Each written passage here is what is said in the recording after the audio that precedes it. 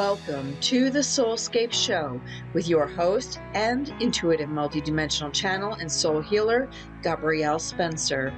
You can find all SoulScape shows and free gifts from our special guests at soulscape.tv. This is season 4. We are so blessed to have with us Dr. Norma J. Milanovich. She is a messenger for the Ascended Masters regarding Earth's transition into the 5th dimension. Earth is entering the age of Aquarius, a higher dimension of time-space. And the Ascended Masters are lovingly guiding humanity through this portal. Although many do not understand it yet, we are candidates for citizenship of a higher world. As a result, our bodies, minds, and spirits are slowly becoming integrated and healed. Some on Earth are even moving into their light bodies. In a twinkling of an eye, humanity is becoming enlightened, and many on Earth are also becoming Christed beings. Norma is the author of several amazing spiritual transformational books: The Light Shall Set You Free, We the Arcturians, and Sacred Journey to Atlantis. Please join us as we discuss the key to enlightenment will set you free. Hello and welcome, everyone. Thank you for joining me on the SoulScape Show. This is Gabrielle Spencer, your host. I'm very excited that you're here with me live. And if you're watching on the replay, I hope you enjoy the show as much as we're going to enjoy doing it live. I just know we are going to have a great time, which is my motto. It's all about having fun as we spiritually grow and evolve. The more we laugh, believe it or not, the easier it is. And I want to introduce tonight a very special friend of mine and someone I have known since the very beginning, what I call my newbie spiritual awakening, way back more than 20 years. So with us tonight is Dr. Norma J. Milanovich. And some of you may be familiar with her because she's written some really amazing books, and one that is frequently looked into and read and followed. I was almost going to say just like a Bible. Isn't that funny? Called The Light Shall Set You Free. So if you haven't had the opportunity, Norma wrote it many years ago, but it is so poignant for what it is you need to look into for yourself and celestial guidance for how to do it. So welcome, please, Norma. Thank you for being here. That's all right. Woohoo! So we're really excited. So for the people who are on before we started recording, I think you can tell that Norma and I have known each other for a long time. So I'm just going to get it out here straight out. It was on Norma's spiritual journeys back when I was 30 years old that I met my husband when I went on her journey to Tibet. And there you are. Just, it's there now. That's how I met my husband, and we are still together 21 years later, Norma.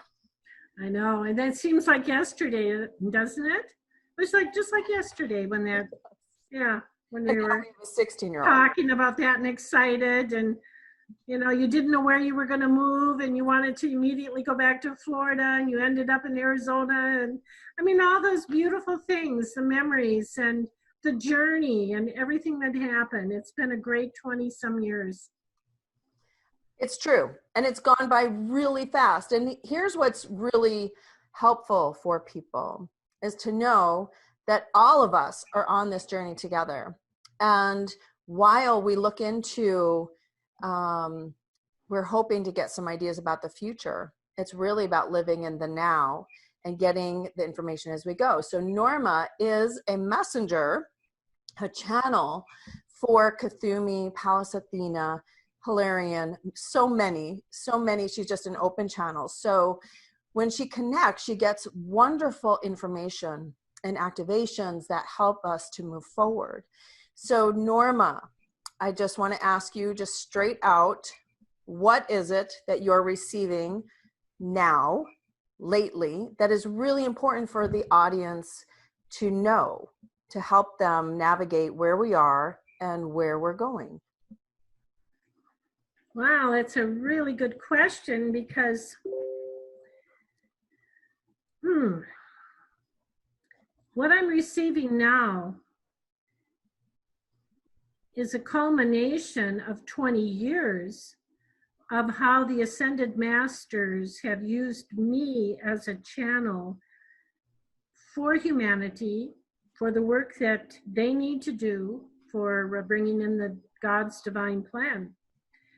And I'm going to go through Denver to get to Dallas to answer your question here, Gabrielle, Okay. because for me, in my head, it's a complicated one.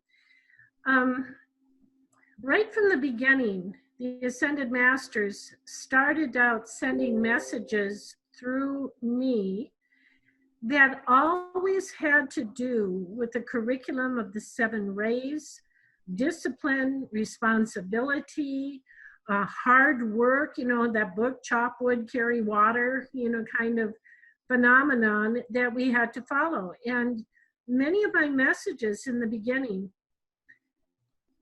would deal with that when many of those on the planet that were just awakening, like I was, they were bringing through messages that were saying it's only peace, it's only love, just think happy thoughts and everything will be fine, kind of thing.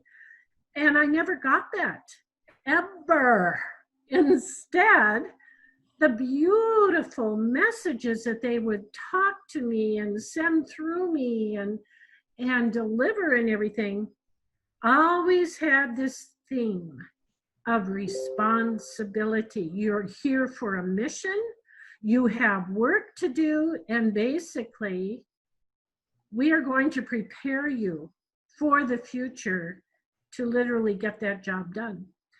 So, and I've been with thousands and thousands, actually probably millions of people over the last 20 some years, and they'll all testify that it never has changed. It was always about those themes.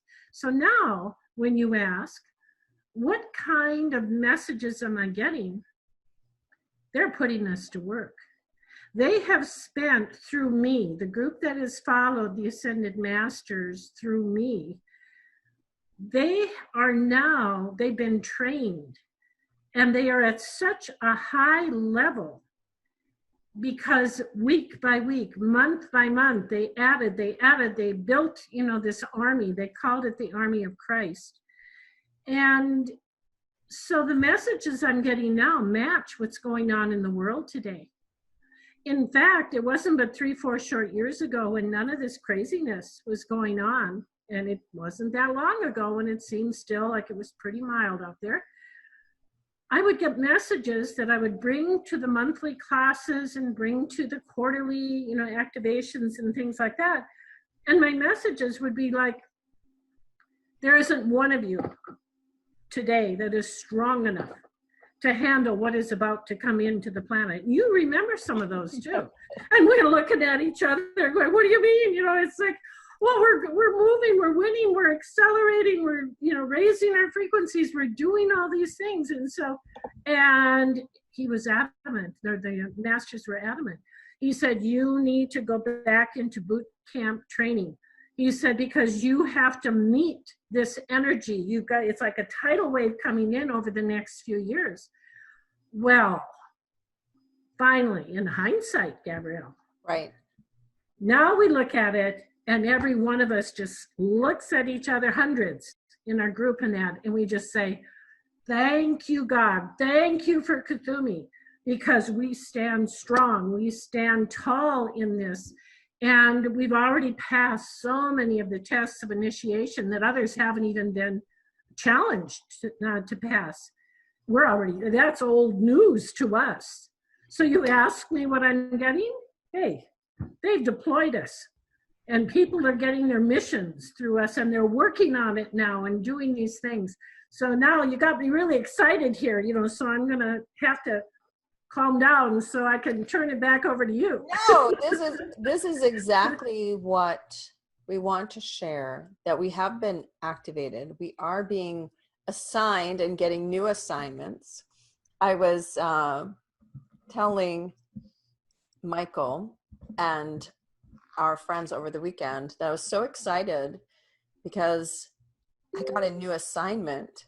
And you know what my husband said? He's like, you've always been that. I'm like, God, seriously. Okay. I what I'm saying is I accepted. Okay. I may have always been that, but I didn't feel it inside. So as, I continue to raise my vibration and continue to do the work, it's like you can have a title, but it doesn't mean that you earned it. Doesn't mean that it's activated for you. And so for me, it's like I finally felt it. Do you know what I'm saying? Yes, I do. So I said to him, I'm a commander now. And he said, oh, you've always been that. I'm like, but I never felt like a commander because I've always been more the healer. That's really where I'm happy. I said to him, when I play video games with him, which, I don't do anymore, but when I used to play video games, did you remember I was always like the mage, like the magic person in the background? I never engage because I prefer that, right? And so it's making me step into a whole avenue of myself. That's something that isn't as comfortable. But now I feel like I own it. Yes, very much so. Well, good for you. Now, in the rest of this interview tonight, do I call you Commander or do I call you Gabrielle? No. Either one is good. It's still good. Gabrielle.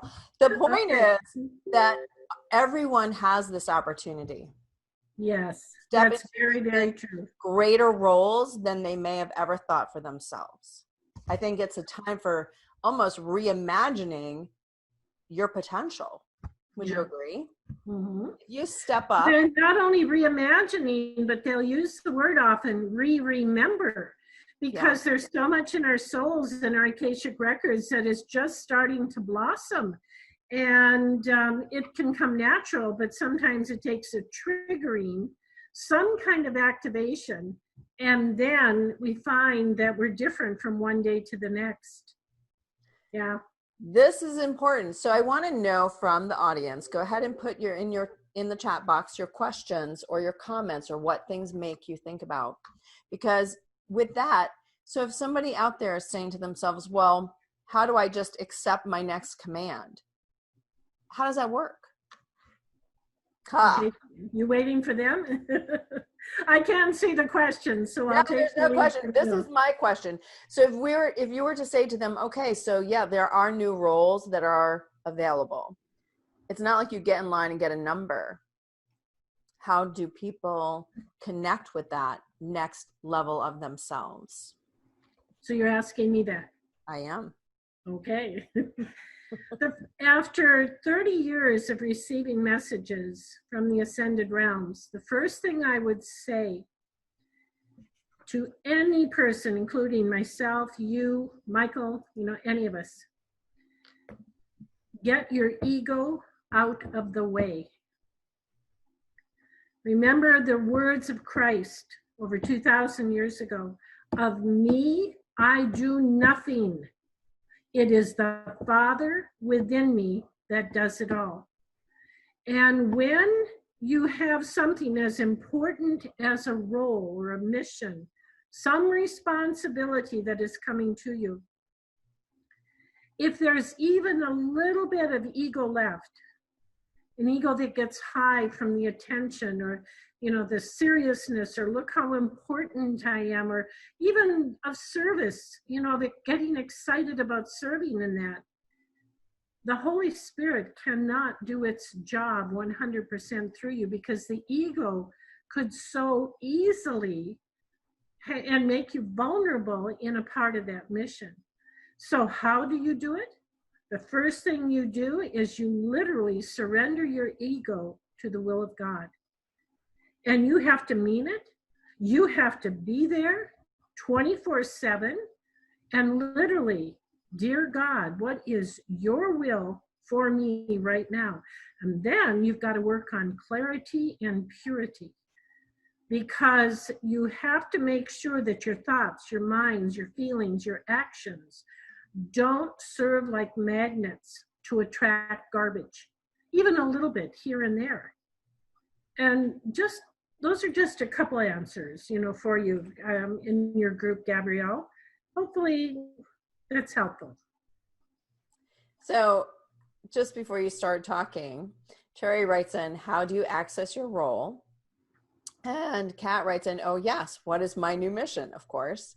And Alyssa says, intuition, that's the only way to know exactly what I am, where I am best placed.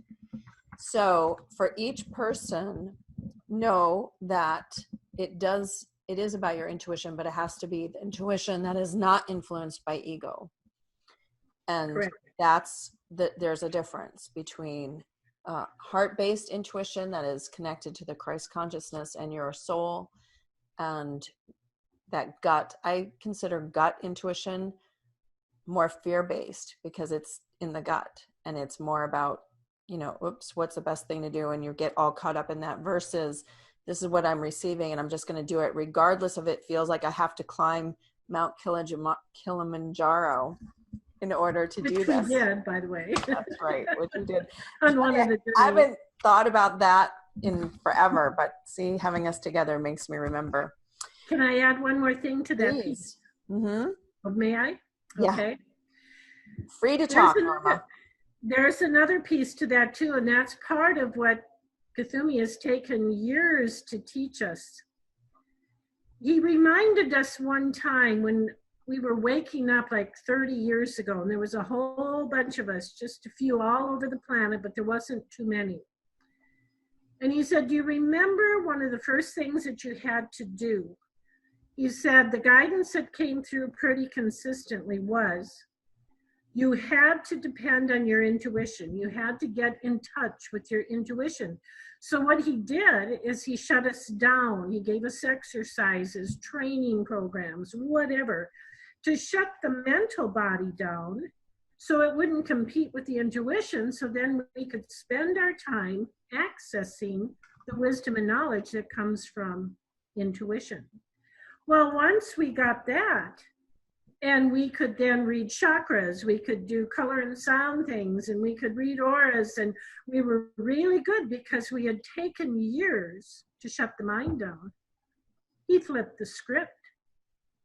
Do you remember this years ago?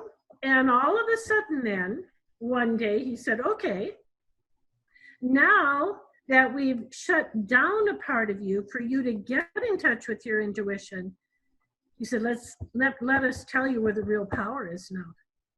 He said, you need to get back up in here. You need to get back into your mental body to make sharp decisions. You need to know exactly what to do through the power of the Holy Spirit flowing through you, but you've got to count on your heart. You have to count on your chakras, feeling everything inside.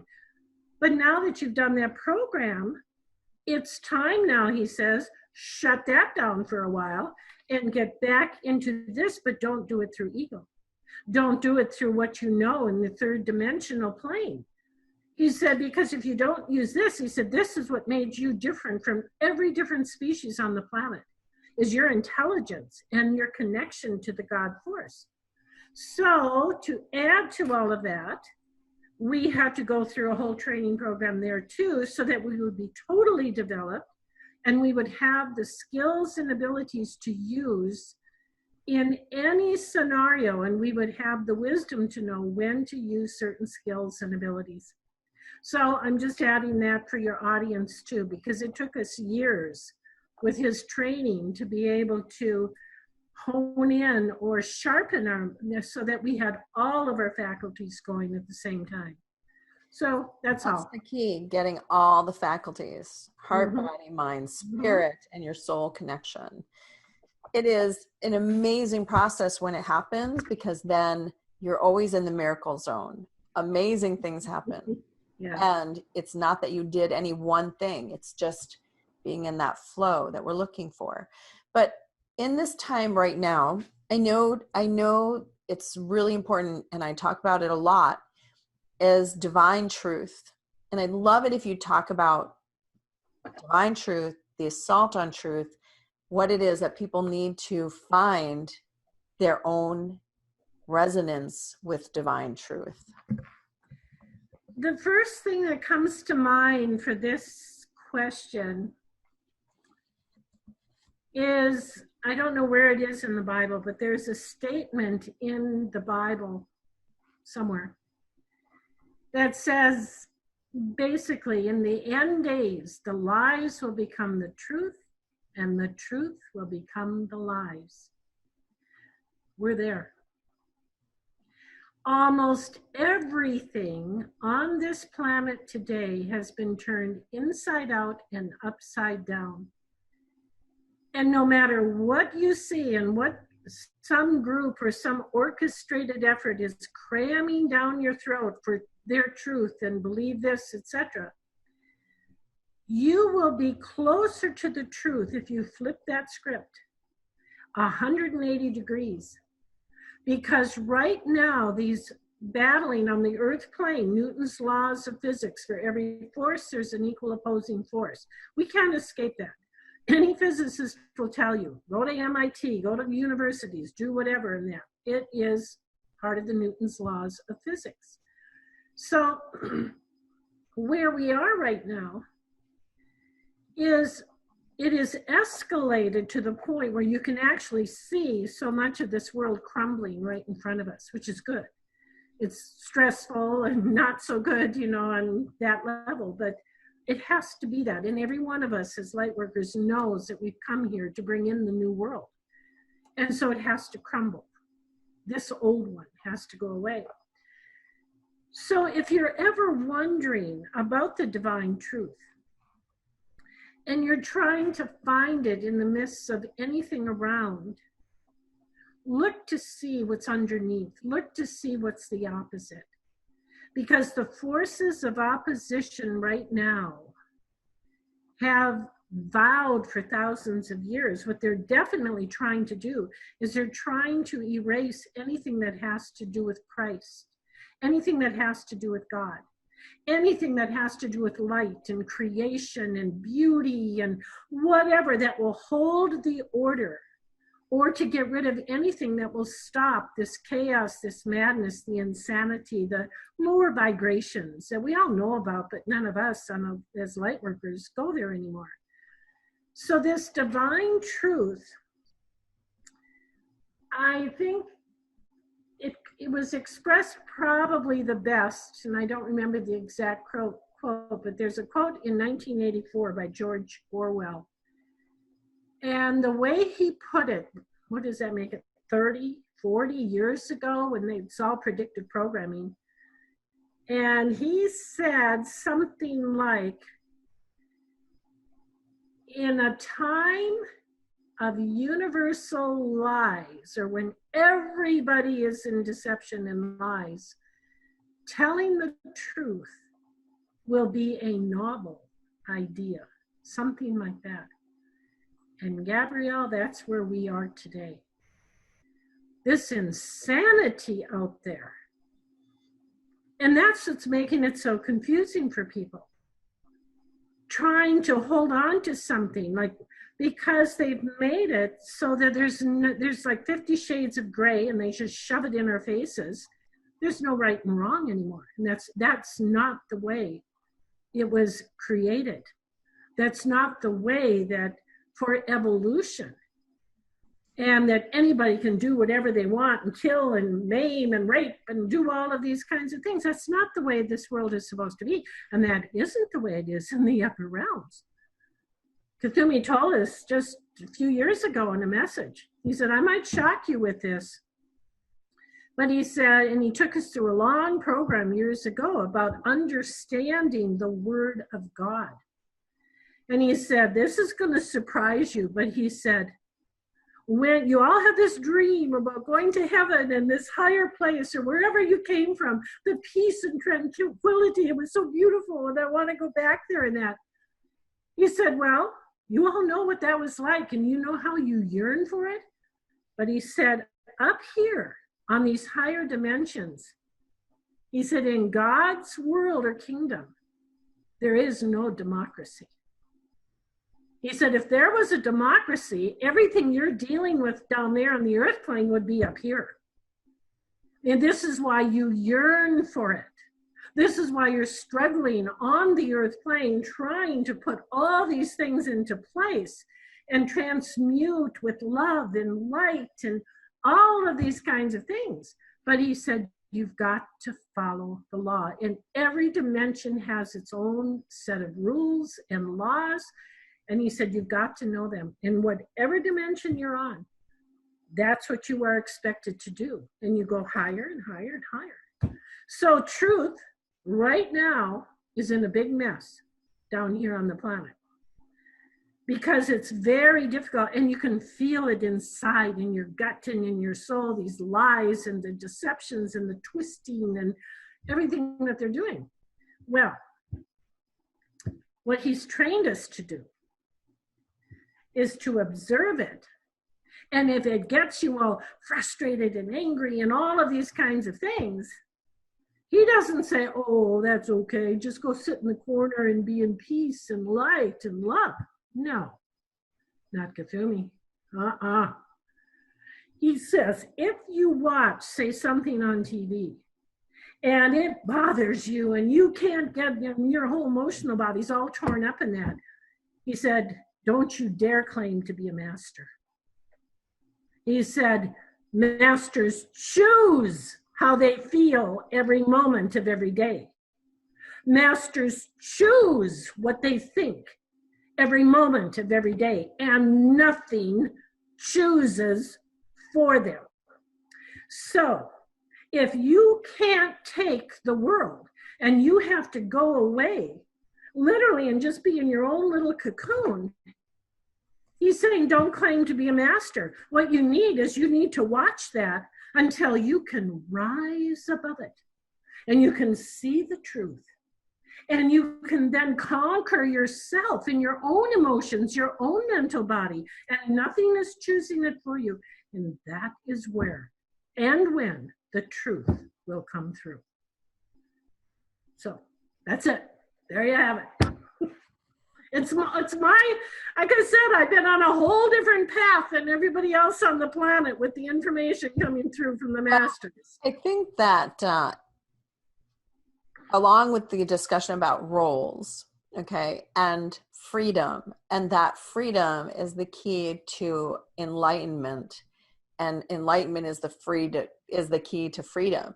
So I want you to keep going with this, and then in that direction, because sovereignty and freedom are all necessary for us to continue to shift the planet. And so everything you're saying, surprise, surprise, I agree with you. But I don't know why. Well, think about it. It's really logical too.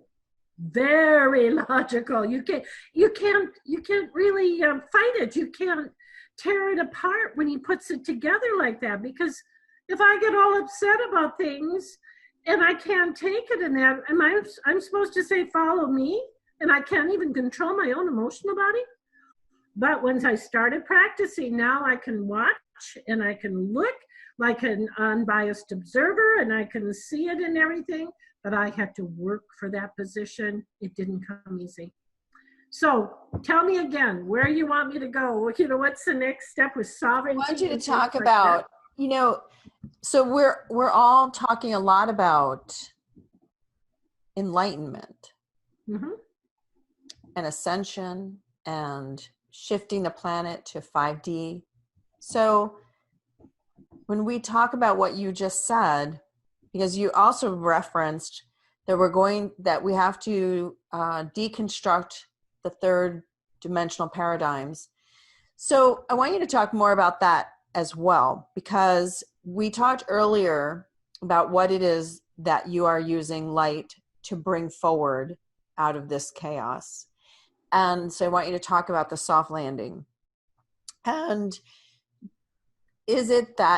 my question, is it that we have to deconstruct everything, or is it possible for us to use our abilities to shift it so it doesn't have to all, okay. So I want you to go in that direction, because this, I feel, is important as far as taking enlightened action, perhaps.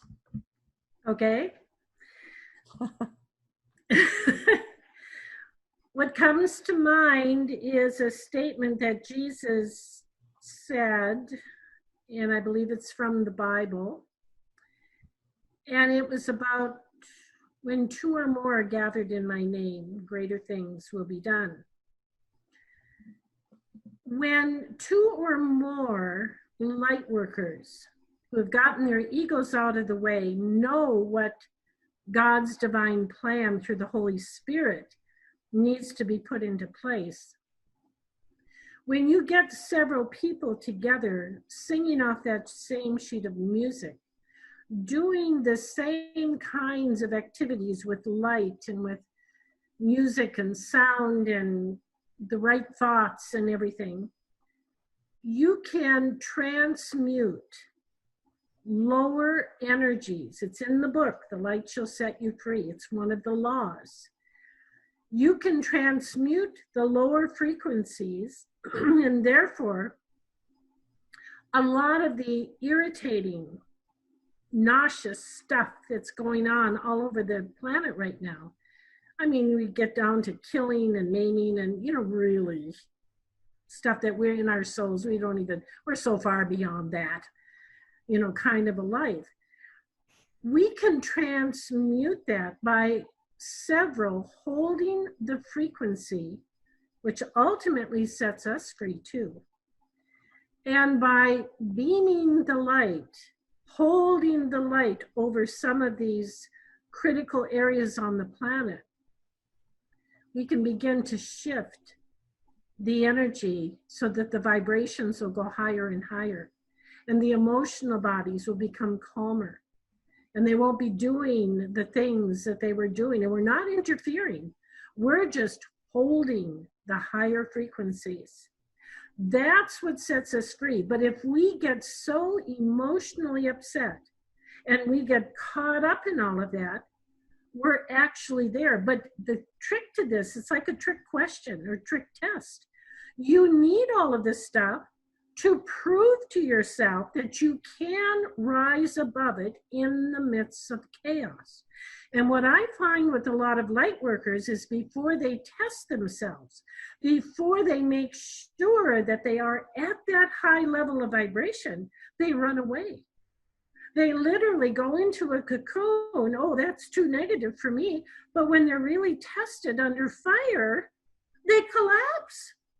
I don't want to have somebody by my side in the battlefields that are still coming into this planet like that.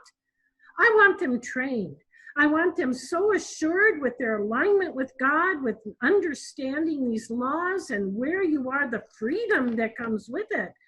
Those are the kinds of people I want standing next to me. And I have a feeling that if people really get what I'm saying, they want someone like me that has their back. They want someone like me to stand next to because they know that I'll be there and I'm not going to collapse. I'm going to stay in that higher vibrational tone, holding an alpha state of consciousness, no matter what's going on around. And that's where Kuthumi has taken years and years and years to train us. It is not something that comes overnight. Now, my hope and dream is, after people hear this, hey, wouldn't that be nice in 3 days if they could become it? What took us 3 years or 10 years to learn? Man, and you know what? That day is coming too. But right now, in order for us to seek our freedom and to change and transmute things, we have to work on ourselves. It's all about right here. Because as Kuthumi said in the last few years, you're not ready yet. And when we see what's going on today, we really understand what he could see that we couldn't 3 and 4 years ago. Now, I answered part of it. I don't know if I gave you the full answer, but ask another question and maybe into the house through a different doorway here. Here's the thing that, okay, all that you say, I call it Buddha in the grocery store. Okay. But in today's world, we could just call it Buddha out in the street. That you have to be able to maintain that connection and that energetic high vibe where you're no longer disturbed. For years I talked about how I wouldn't go to Sam's Club or Costco during peak hours. I would always go usually the very end of the day when there's, a few people in there. And over the last, I don't know, maybe a year or two now, I don't know, recently, that hasn't been an issue for me anymore. I just go when I need to go. Yeah. I'm not See? planning it. There you go. And it's You because what you didn't say. run from it. They're good for you. Go ahead. Well, it's that you have to build up your field. You have to build up your energetic, I see it as healing your energetic multidimensional bodies, bringing them into wholeness and oneness. And that's what makes you strong. It's not that we're doing anything. It's just that we did the work to clear it and to bring it together. And so then it becomes effortless. So you're not spending all your energy trying to hold yourself together, which is what a lot of people are still struggling with, right? Mm-hmm. So all that you say is very important for what we're coming. But what I really wanted to ask you as you were talking was, okay, so you're talking about the battlefield. Mm-hmm. So I'd like to know more about that. What do you feel? What are we preparing for? And are we already in it? I already know we're in it, but explain, are we in the beginning, the middle, or where do you feel that we are? I first learned about the 7 battles of Armageddon when we took a journey in the 80s to Israel. And we were in one of the great museums there, and we actually were taken over to a glassed area, and we could see the Dead Sea Scrolls. You couldn't touch them, but we could actually see them. And if we understood Hebrew or whatever language they were written in, we would be able to read them. But our tour guide first introduced the concept, as did Cthulhu in his messages. I'd never heard about it. And he stated then, he said in his messages, it is written in the Dead Sea Scrolls that at the end of days, there will be 7 battles of Armageddon.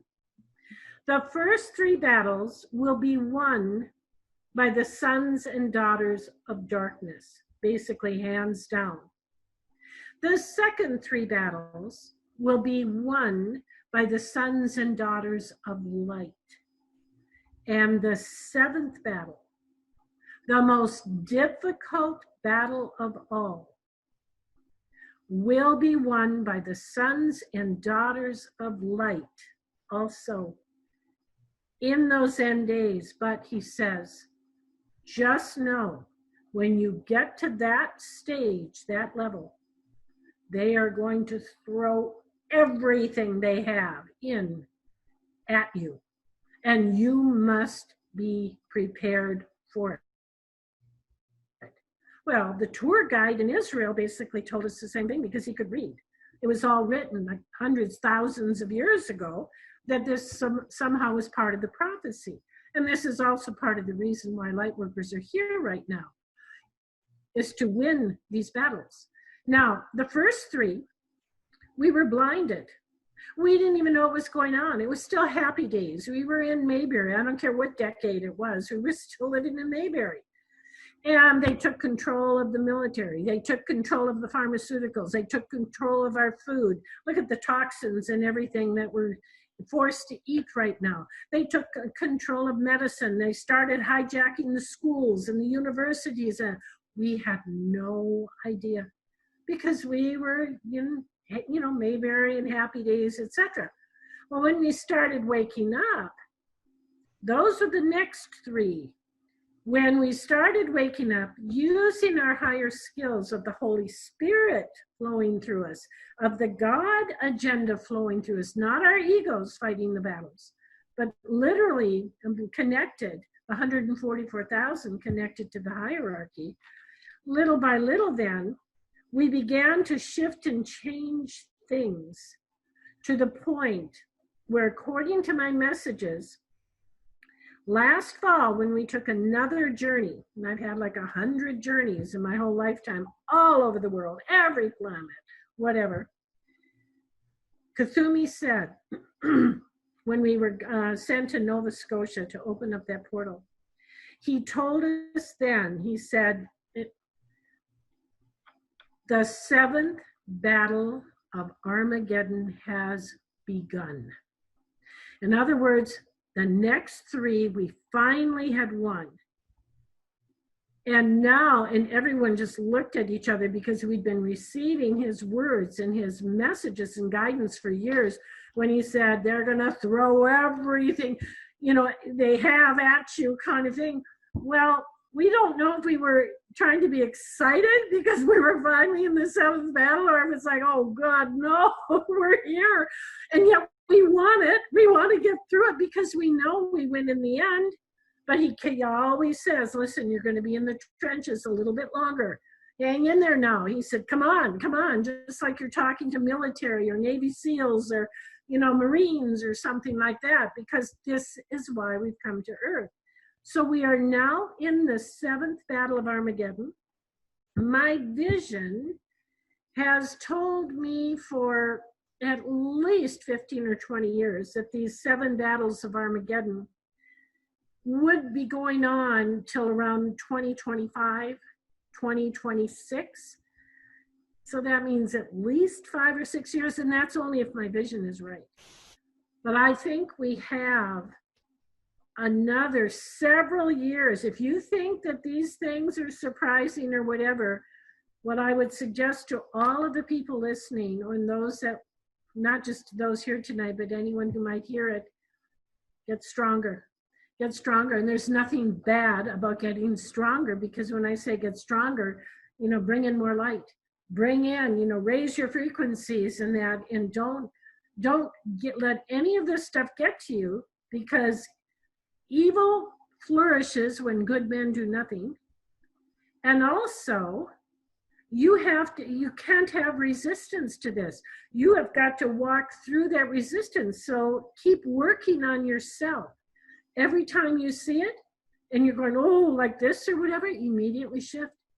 Remember, bring in the light and keep increasing your vibrational frequency to the point where you could actually literally stand on the battlefield with them coming at you. And it would be like in the Matrix when, who was it, Nemo or whatever that? Neo. Neo, okay. And the bullets were coming right at him, like this, going by him. And he didn't even flinch. Now, I'm not going to pretend that I'm even there yet at that level. I'm not going to lie, because truth is so important. But do I know where my goal is? Do I know what I have to work on inside of me when I see how I perform and behave in certain scenarios? And then immediately I'll say, thank you. Thank you for this horrible opportunity to measure where I am right now, because now I know what I need to do and what I need to work on. So there you go. Those are the 7 battles of Armageddon, according to Norma's channelings. Well, I never heard of it before it started coming through from Cthulhu. Never heard of it before at all. It's a very fascinating thing. So I encourage questions, and I'm going to read you one from someone who's written in. Dear Norma, you talk about God a lot in your talk. How God is described in your view, and if not democracy above, as you referenced, what then? And then doesn't that create hierarchy and authority? Thank you. And I think this is a good question, because I think we have to adjust our perception of hierarchy and authority. So take it away, Norma. Well, okay. First of all, based on Cthulhu's messages for 35 years, I lend a lot of weight and, because he's never been wrong. I've never been able to find anything that he wrote ever that turned out not to be helping me or people and things like that. So I do give him a lot of credit and admire what his mind is and how he thinks. He has always said that God is thought. God is thought. In the last 20 years, I've gotten so personally involved in Chinese metaphysics with Feng Shui and Bazi and Shimendenjia and all of these subject matter areas, and Zhuang Kong and all of these areas. I'm actually beginning to think that God is the Qi. Now, I could be wrong. Maybe I'm at another step too in that, but I do believe, or if you want to memorialize, the George Lucas films, go with the Force, Luke, go with the Force. The Holy Spirit, the energy, the light, the chi that is that our minds can guide it if we match a certain frequency, and then we become the co-creators, the manifestors of everything around. So that's the first thing about God and how I view it. God is everything, everywhere. So you have to be reverent, grateful, respectful. And because it's everywhere, like this ocean or this sea of invisible energy, but you can feel it, you can hear it, you can even hear God talk to you, etc. You are one with it, okay? So that is how I view it now. I think 50 years ago plus, I probably did see God as some person sitting in a throne, ruling things, but we all evolve and change, and that's only where I am today. 10 years from now, I might be telling a different story, because of my perception.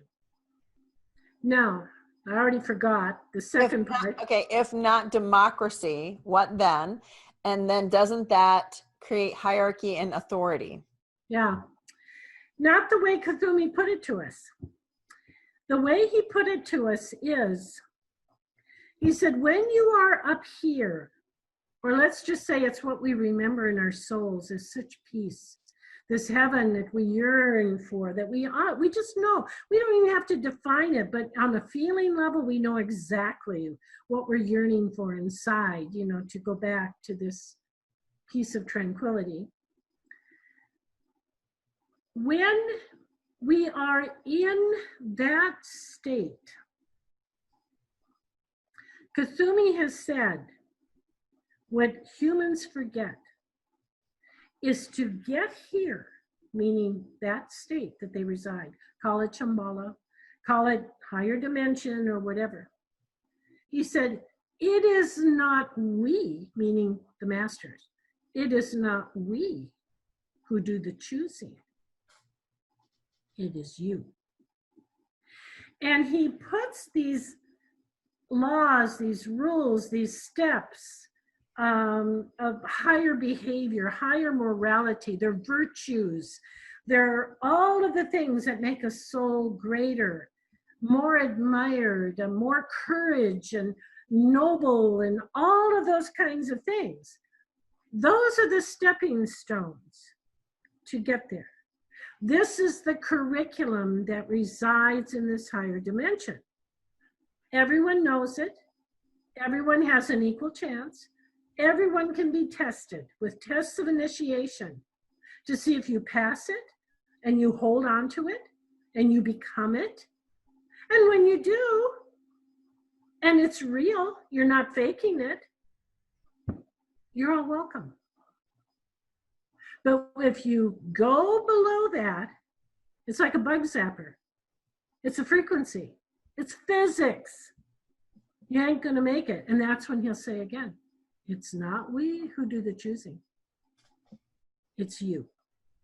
If this is what you want, choose it. If you want something else, go somewhere else. There's plenty of different programs out there, planets, stars, whatever. You can have as many experiences as you want. So it's not about a democracy. It's about a set of vibrational frequencies that we must match in body, mind, and soul. And when we do, we then will go into that higher dimension. And if we want to stay, because we're matching that vibrational frequency, no problem. And that's where we're invited. That's where our invitation is, to go home, that the heart carries with us. We can feel it in our heart. So it's not but he just said there is no democracy up here. In other words, we're going to take anything and everyone and what you want to do, because he said, no, what you have down there that all of you are so tired of right now, we have up here. And that's the way the universe, it's layers and layers of curriculum. It's called the universal language of light, and it goes higher and higher and higher. And each one has its own curriculum, but you have to match that vibrational frequency. If not, you don't get in. You can't even have a favorite kid in your child in your classroom or anything like that. There's no Because nepotism. if they don't make vibration, they're not going to get in, no matter how many apples they bring to the teacher. I love it. That's fantastic description. I like that, Norma. That's a really great description. Well, it makes us work for it too, because if we know clearly what the goals and objectives are, that means everyone is welcome. It's choice, he says. It's your choice. Yes, you have to make the choice to do the work that brings you into a higher frequency, a higher vibration, and not get waylaid. I found, we talked long ago about everything that we focus on. While we want something, when we focus on it, it depends on what it is. There are no hard and fast rules. So if we're focusing on our enlightenment and our ascension, how best to focus on it? Because we know that focus can be like a double-edged sword. Like what we focus on, sometimes we push it away. And sometimes in this regard, there are certain ways of focusing that are better than others. Is that a better way to put it? I know where you're going with that one. Yeah. So explain it to them, because I know, like, when people focus on just money, most of the time that does not then come. In fact, you push away the opportunities because your focus is on, let's say, is it because it's a lower vibration, or that because it generally evokes within us emotion of lack and struggle, and that's why it pushes it away.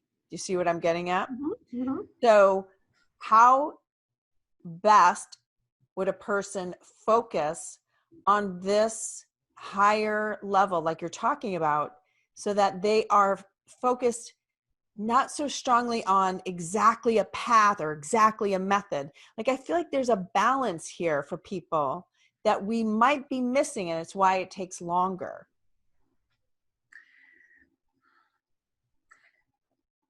About 10 things are competing in my head for, we'll wait. for the answer, to that. But I'll give you a few of them that are coming to mind. One is the human mind, human beings, and that's what we are. Our souls are angelic and come from all over the universe, but we're still in this human body, in this 3D, 4D, 5D dimension. And the human being is notorious for not being able to control their own mind. And I think part of what you just said was describing that, how you focus, you shift, you change, you're working on it. Kuthumi would probably immediately go back to some sort of training, and immediately he would say, start working on yourself, working on your concentration. But more than that, it'll be the clarity.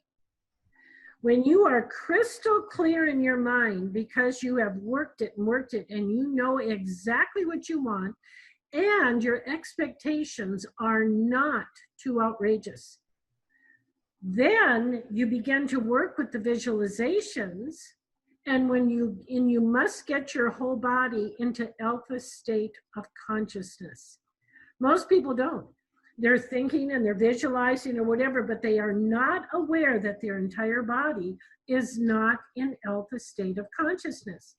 And if you're clear, then literally in this sea of God, this energy, this beautiful chi that's all around, you then can begin to direct it. But to summarize, people aren't clear. And secondly, they're not in alpha state. And third, some of them basically don't even know what they want. For example, I want a good job. Oh, I can't get a good job. What is a good job? Nobody knows what a good job is. But they're in their mind. They're there. They know exactly what they want. You have to begin to literally let this God energy flow and work with you, because the perfection in the detail is there. Let it come in, see it, breathe it, relax, And then you will feel that energy flowing right through you. It'll be going right through you to be able to participate in your manifestation. Those are a few things that came to mind that can help. Maybe things to practice right away. But this right here, this is why he had us work on it for years. We're not strong enough up here. And so accept it. No resistance. What you resist persists. Okay. Yeah. And I can see how my mind goes crazy and things. And okay, work on it. And even in the midst of chaos, have the same power as when you're sitting alone in that deep meditation.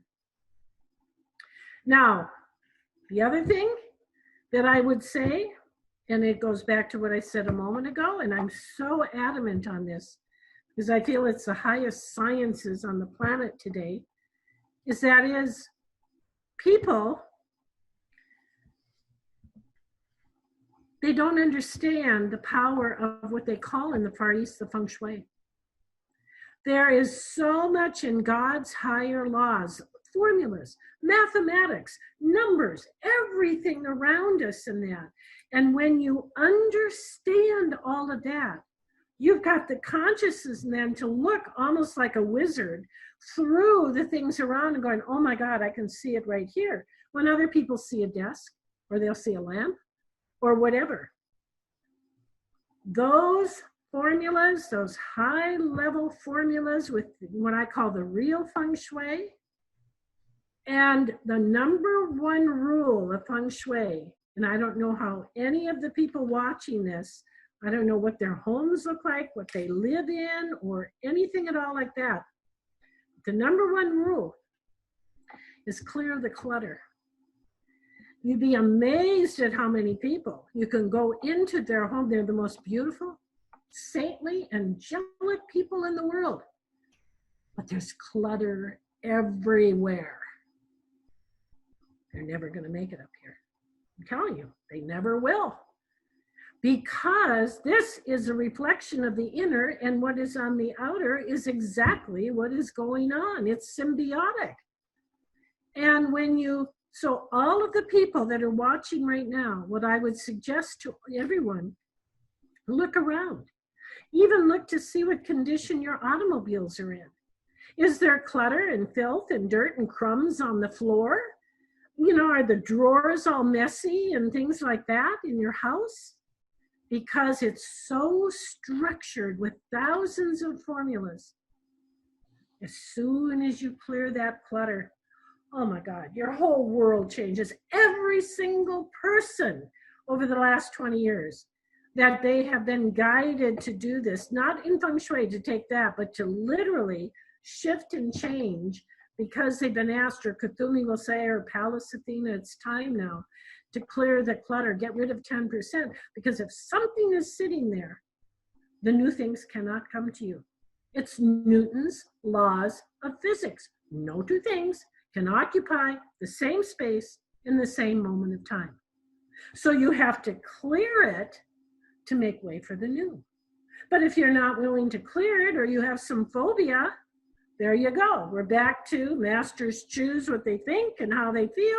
And if you can't even get rid of the garbage and the clutter around, then that's another glaring sign you are not going to get what it is that you need. Because there's going to be blockages. What it just means is that you're still a student. But that's why the saying is there. Cleanliness is next to godliness. They know it up there.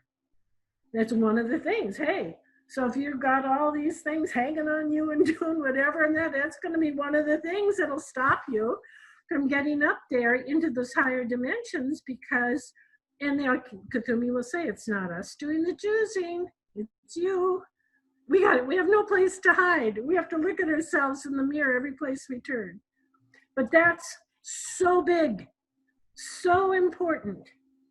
And if everyone here, maybe it's the first time they've heard it, maybe not, they all took this seriously. Everyone in this group right now, within a week, by clearing, they would begin to see the chi start flowing, the magic. little by little flowing around them. And I'm telling you, they're going to say, whoa. And I love that. I love it. But if you're not willing to change, there's nothing you can do. You can bring a horse to water, but you cannot make them drink. So you can only give them the things, but every one of us has the same path, to follow. You have to choose. Does that help? You have to choose. This is yes. You have to choose. And you want to choose being in divine alignment with your soul and your soul's path. And the more you do that, the more that you receive activations and initiations. You were talking about initiations earlier, and it just sparked in my mind. So Norma, we generally here in the spiritual world, when we talk about initiations, we think to ourselves, those are all good. They are all good in the end. But in the end, I love it. You're right on. In the end. In the end. So in this time right now, and in this battle, see, I really want to get a little more clear on the battle piece, because I feel very strongly about this particular place that we're in. And I feel that, yes, we have to be doing the work within ourselves, but how are we to shift what is happening so we can have that soft landing? When you and I spoke earlier, you had talked about the greatest thing that Satan ever pulled on humanity and the earth. So I want you to go put it all together, because I know that it's important for people to understand that everything we've talked about so far, it all comes together. There's no one piece only. It's a full throttle. It's everything together. You have to do all of the parts. So back to the greatest sham ever. Okay. The greatest trick, the greatest sham that Satan ever pulled was to convince the world that he doesn't exist. The greatest deception of all. And even in the Bible, it talks about, I think it's in Book of Revelation, at the very end there, talks about he is the greatest deceiver, the greatest liar, the greatest of this. No one can compete with him, because the dude is just made it to numero uno, in those, I don't think they're noble areas, but in those areas. Once you understand that, you have a better idea of looking at the whole curriculum on Earth right now and what's happening. You can even put it into perspective with politics, with cultural, with racial things, with churches, with leadership, with, it doesn't make any difference, schools and what they're doing to the schools. Because what I think we forget, because the game now is to try to produce as much fear in any possible way, especially through media that can be dished out there, and who would ever buy it. What light workers and humanity especially forget is nothing has power over the light unless you give it that power. But when there's so many things hitting us, and there's so much fear out there, and all of these things are battering us and making us doubt and not being able to see the truth, because there's 50 shades of gray. We forgot what's right and what's wrong, and where to, stand on this platform, for our strength and things like that. When we're in that state, it's really, really hard to be able to know what to do or say, what comes next, what the next steps are, and mainly about controlling your own mental and emotional body.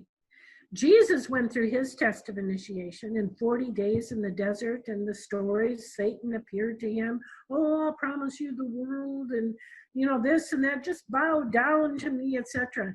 And basically every time he remembered those, he was probably really thirsty, he was probably really tired and then slept and maybe thin and even cranky maybe, but he remembered the laws, the rules. be gone, Satan. Like, I keep forgetting his name. Neo, okay. Uh-huh. Just like when he stood, it took him that long in his initiations to be able to stand there with the bullets coming at him and hold that composure. And that's what the whole movie is about becoming that frequency, alignment so strong that nothing can touch us. And so when you look at everything on the planet right now, we, light workers, are literally the target. Because what we know, what we have, the strategies, the techniques, the wisdom, the knowledge, everything that we came here with, that we've learned collectively, this is what can free the planet. This is what can bring everyone, humanity, out of this madness and into this beautiful garden right here on Earth, if we wanted to create it right here on the Earth plane. Not necessarily just build and, go up higher and higher in other dimensions, even though precessions of the equinoxes now, we're moving into the 5th dimension. So we've got to take a serious look at that too. But here we are as light workers. And as long as we understand, he has stated over and over and over again, he's declared war. I don't think God declares war on anyone because of the peace and love and forgiveness and everything like that. But hey, ever been in a fight with someone and they wouldn't back down? Try to get out of that fight.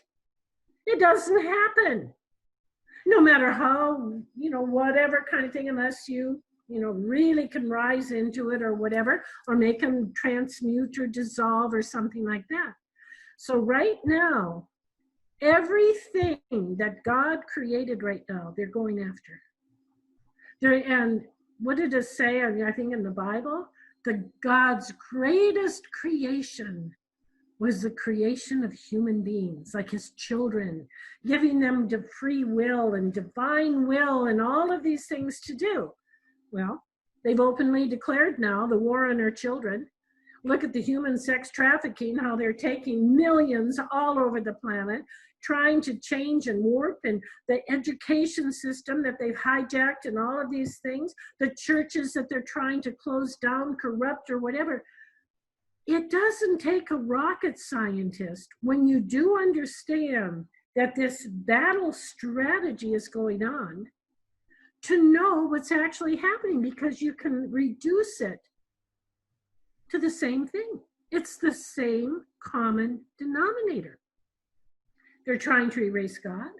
They're trying to erase light. They're trying to erase goodness, beauty, anything at all that stands for that has a hope, a candlelight in the dark of bringing that forward for humanity. We know right where our job is. We know what we have to do. It's right in our faces. So if you see something like that, literally stand and align, not you, not the ego. Go into that alpha state. Hold that divine energy in there. Don't let your ego get in the way. And literally use your mind, use your third eye, target like a laser beam. Send the light, but more importantly, send the threefold violet flame of purity. Send that transmuting flame. And literally everything in God's kingdom then is going to align itself the way it needs to do. So, did I answer? I think that's a good answer. So Kat asks, are animals immune to the devil's or lower vibrational influence? No. I agree. I was going to say, I'm going to add here that I just want everyone to know, I'm going to put it out there. I have placed on both of my dogs' collars the 72 sacred names of God and activated. Oh, good for you. So they're like a quarter size and they're metals. So I added that when I started to realize that chaos and mischief was happening. And I was like, oh, no, no, no, no. You will not be coming through my animals. Oh, these demons will try anything when they can no longer get to you, Gabrielle, or me. They go after your loved ones, your children, your animals. They are so clever. And it's our job to keep seeing through that, just like you did. And you bought them the right collar and literally the sacred geometry or an amulet or something that will protect them. Use salt too. Salt is a really good one. You just activate it by infusing it with light and connecting it to the highest vibration of light. And every now and again, you have to do a little cleansing on it, just like you would a gem or something else, and then recharge it with light. And I'm telling you, and I ask for the symbols to be downloaded into the physical, etheric, and energetic bodies of my dogs and the spirit of our home. And yeah, I mean, all of that is really important. So whenever things start to feel a little bit off, that's a great practice to do for your family and your home, the spirit of your house, etc. Well, to your audience, let me add this. Kathumi has said for years and years and years, he said, you can tell the level of spiritual attainment you have achieved by the level of the test or the opponent that will be brought to you. So if anyone here is really under duress or has some sort of huge test or something, he said, consider it to be a compliment. Because he said that entities, this energy knows that you've got great potential. You've got a great mission coming up. And so what they're doing is they're trying to stop you now before you even get your foot onto that stage to perform, or at whatever stage you are at. You can tell the level of spiritual attainment you've achieved by the level of the test or the opponent that will be brought to you. And you're supposed to, if it's a really bad, horrible test, you're supposed to say, thank you. Why am I honored so? In this miss, or whatever. But I get it. How do I get through it as fast as I can? Thank you very much. Could you add that? That's my part. Okay. Everybody knows that's my thing. Okay. So I see it. I see through the illusion of this. And now I'd like to get to the other side as fast as I can, learn what I need to learn and move on. And Norma knows. I mean, I've had many conversations with Norma because sometimes it's really hard to see through the illusion sometimes. Yeah. Okay. And so it's why community is really important, because you have to sometimes get out of your own way and ask for help, which is also can be really tough sometimes for some people to be able to say, hey, you know what, I'm going to need some guidance because I don't know what to do, or I just can't figure my way out of this. So it's very important to have community. So I appreciate everybody who's here listening, because this is community. This is what we're talking about. Being able to ask your questions, get help, and help boost yourself to the next level. You know, it's so funny. I just saw in my head, when I was in Tibet on the journey, Norma was on it was a 3-pronged journey. I was in Ethiopia. Yeah, you got the lovely trip to Ethiopia. I was on the lovely trip to Tibet. And I remember that we had like a group meditation, and I was so new. It was so funny. They were like, okay, Gabrielle, you're going to lead the meditation. I was like, I don't even have words. I don't even know what I would say. It was so very funny. And that's the point, is that while I was standing there, Deb, I know exactly who she is. She helped me, and like literally was like the wind under my wings, just giving me and helping to lead me. And as soon as I'd stopped speaking, because I had no idea how to lead a meditation, never had done such a thing. But that's community. It's not where you take over, it's where you assist, and you are always there for people. And it's a really beautiful thing, and it keeps us from feeling alone, which is also another way that I always call them the other side.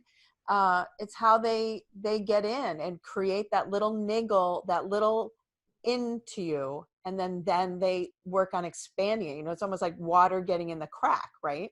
So as it starts to freeze, it expands, and that's how they get in, is through human aspects of ourselves. And it's important for us to recognize it, see what's going on, and then take action. Yeah. Yep. So You said it very, very well. we have several things. So the amulets, the 72 sacred names of God, that's my favorite.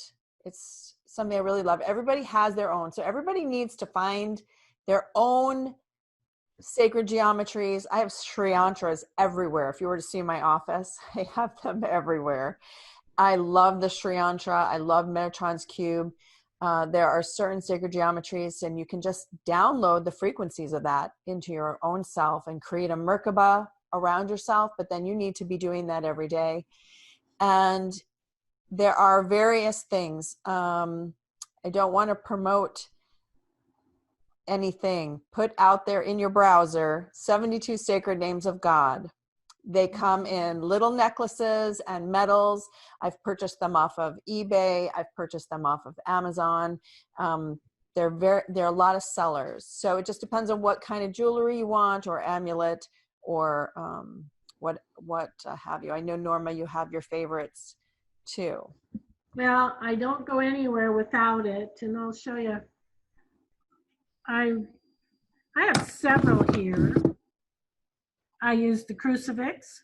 Got this in Medjugorje when we took the journey, you know, where that was like to Lourdes and to Lady of Fatima and things like that. And I got the cross there.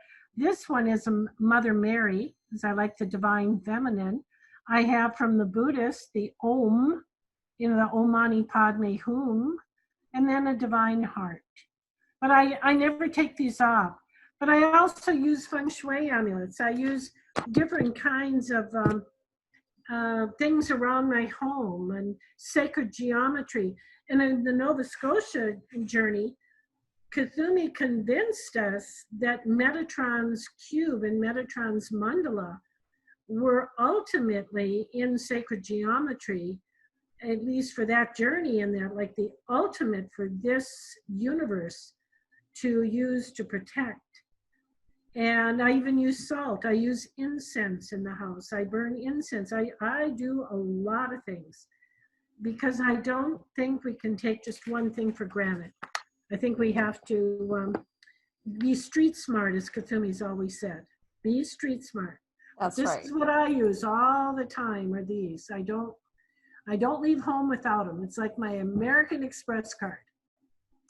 I'm with you. For everyone, this little piece right here, this tiny thing, has the 72 sacred names of God in gold in the very center. Wow. It's Nano Jewelry. Mm-hmm. And so they're etched in there. And so I have all the girls, me and my daughters, all have a pendant like that. And the boys wear the medals, like manly men, and the dogs wear the medals. So I keep those clean. And my husband handles the sacred geometries around the house and the property, and I do the cleanups and the columns of light in the house. So everybody, you have to just create your own, what feels right. The salt, somebody's asking how you use that. Norma. Okay, 2 ways. One is if you even feel in the slightest, like a little depressed, doubtful, cranky, anything, just even a little bit. It's an entity. It is not how you feel in the light. Something has gotten in your auric field. Take a warm glass of water, put some sea salt. If you have Himalayan salt, that's better, but sea salt in the water, and drink it. And as it goes down into your body and it is into the organs, that is one thing, is those entities will not cross a salt line. You can put it before your door, because a lot of people who come in and out of your house all the time, they can have all sorts of things on them. And as long as your door is open and people are coming in and out, I don't care if it's a postman or friends or neighbors or whatever, they can, bring, they don't know they're doing it, but they can bring it in, and sometimes those things will stay. Jesus's entire ministry, if you look at every single story, every parable, everything that was written about, the whole thing he always did was he cast out demons. He was doing it then. You'd think it would be cleaned up by now, but now, and then he said, everything I can do, so shall he, and more, and many more things will they do that will follow me, that many more are coming. But so that if you put salt in front of your door, and I don't mean that it has to be like a line that everyone in the neighborhood is going to notice it when they come to your front door. I mean, be discreet. Or put like a quarter of a cup or half a cup, if you have a big home, in all four corners of your home, and just put that in the corner of those four corners of your home in that. And this is going to help protect, and use very sacred, I like frankincense, but certain incense, and burn that. And yeah, it can be that easy. But even drinking the water, those things will have to jump out of you so fast, because there's something, I don't even know. I took chemistry classes in college, and organic and inorganic and all of that, but I don't even know why with the spiritual world, why they can't. It's got to be something in the sodium chloride or something that they don't cross. Just like graveyards, that's why they have wrought iron around the whole thing, because the ghosts won't get out. You cannot cross. And that's why they put those black wrought iron fences around all the time. It goes back to feng shui, the 5 elements of feng shui: the wood, the fire, the earth, the metal, and water. There's only 5 things on the planet. Well, the salt comes in there with the earth, I think. And so I hope that answered her question and gave her a few ideas. That's it. I mean, everybody, you have to remember that in the war of light and dark, that we want to use all of our skills and abilities. So don't forget the light. And then as Norma was talking, I was reminded, and don't forget to call in your angels, the legions of angels that you are connected with you and that are there to assist you. Call them into your home, put them on all 4 corners, have them surround your home. But you have to remember to ask for them every day. That is not a one and done. And so that's part of, if you're doing a daily practice, that's what you would make, is the request of your angels to surround and protect you and assist as well. Assist in whatever way will help you to walk your highest divine path. And you will find that there are less obstacles, and that when things do come up, you're alerted. I feel like, how if you're out driving on a road, and if you had that split second alert that a car is coming and is going to hit you, it gives you the opportunity to veer. And so maybe they only just got the corner of your car. And I feel like angels are like that. They're like your first line of defense, right? So it's not going to wham you the same as if you didn't have any additional assistance out in front of you, basically. Would you agree, Norma?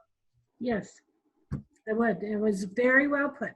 So everybody use all of the tools that are available, your skills, your abilities, your connection to call in the light.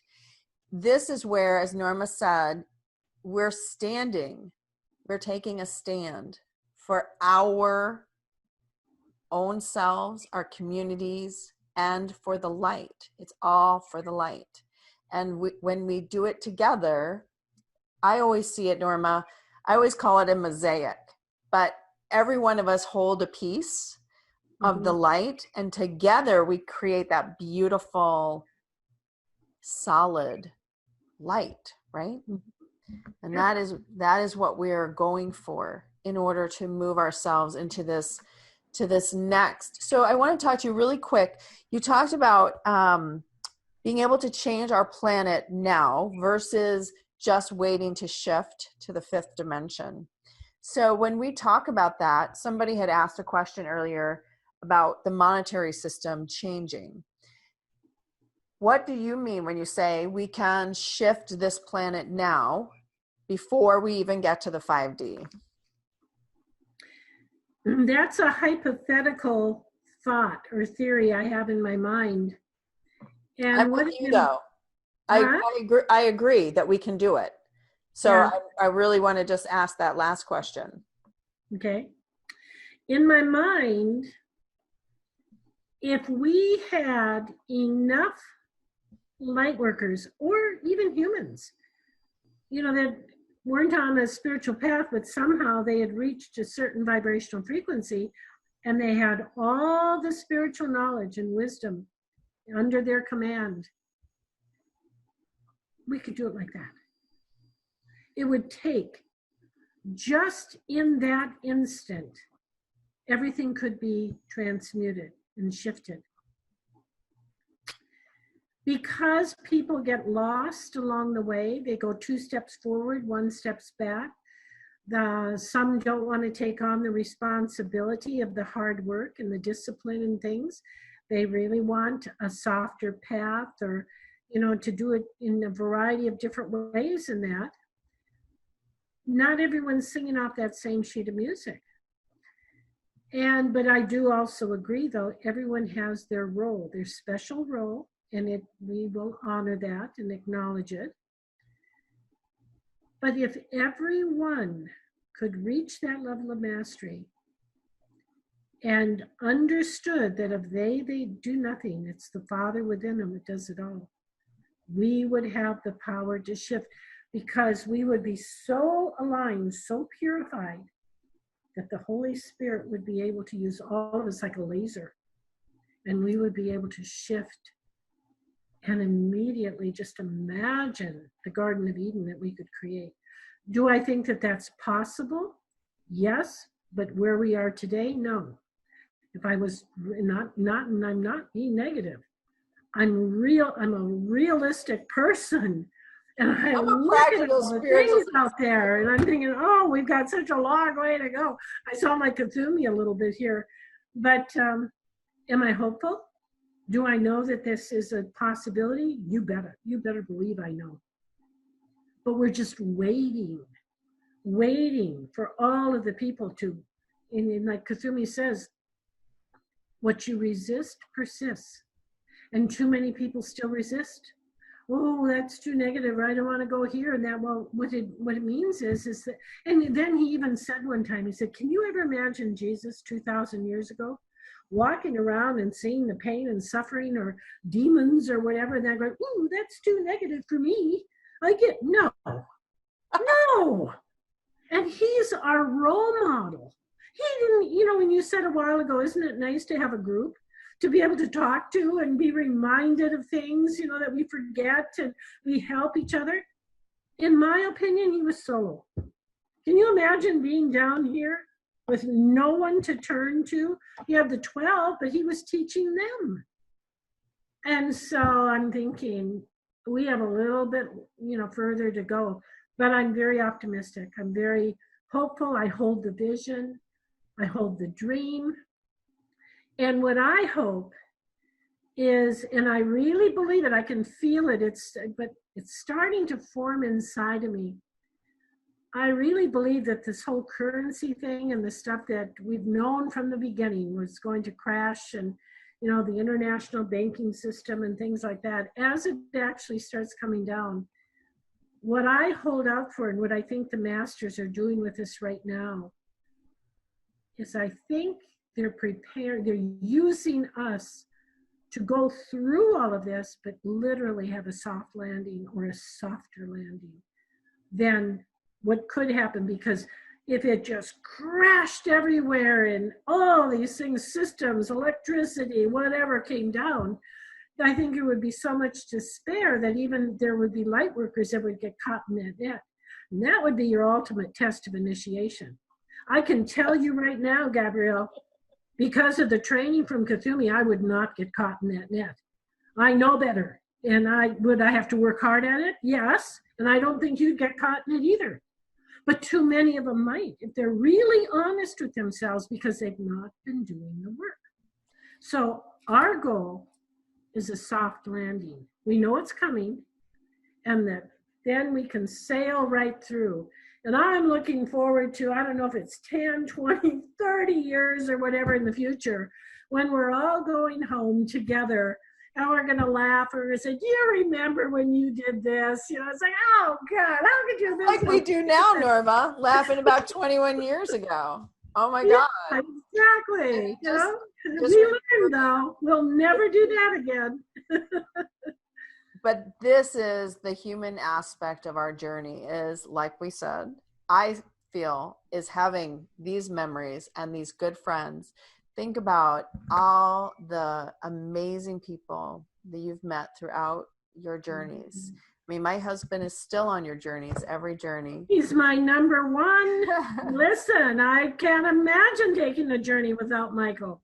And He's number one. And his Navy SEAL training has really helped him with everything that we're doing right now. He's fantastic. Yes. But I said, soon I get to come back to your journeys too. Now that I would love that, Gabrielle. I've been telling you for years. It would be so nice. It will be. It'll be soon because now my children are not little babies anymore. So I'm free. See what happens when you get free? It's awesome. But well, next year it's Poland and Lithuania are the two places we're going. The Bahamas or the Azores or anywhere. But no.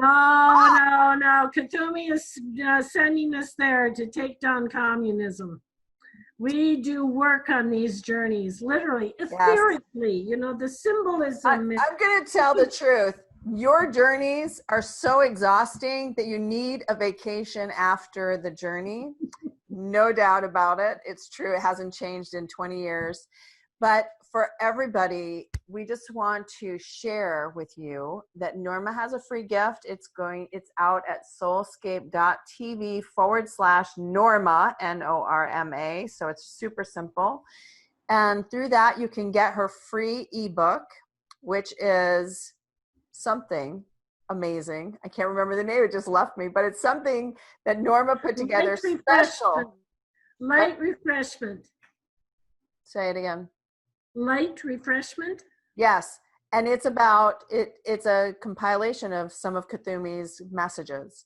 So Norma for years used to channel a newsletter way before email, way before any digital media. And she used to send them out. And we have, boxes of them. And they are really wonderful. And I can tell you that 20 years ago, I certainly didn't understand most of it. And so it's really fun to be able to read them now and realize, oh my God, now I know what they're talking about. Because they're timeless. They do. Oh man, every time you read them, you get them. And 20 years later, and it's like, holy cow. And you know what else? You think to yourself, it was right there in front of us the whole frickin' time. Mm-hmm. But we weren't at a frequency to unlock it or understand it or even know what it meant or how to use it or anything. And so that's what is so amazing about these teachings. So I recommend to everybody to go and get this beautiful gem that Norma's put together out there at soulscape.tv/Norma. And I just want to say thank you to you for coming on the show and sharing about you and just all that you're up to, because you're always up to something.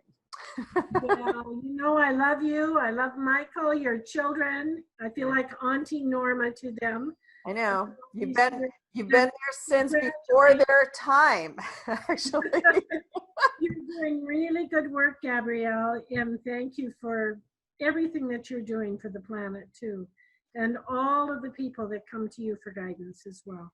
We love everyone, and we all appreciate you for coming tonight and sharing your questions and your thoughts.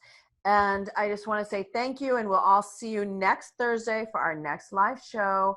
Much love to you. Love to see you, Norma, says Susie. Thank you, Susie. It's great to see you. All right, everybody. Thank you. Mwah. Much love. Talk to you soon, Norma. Bye-bye, everyone.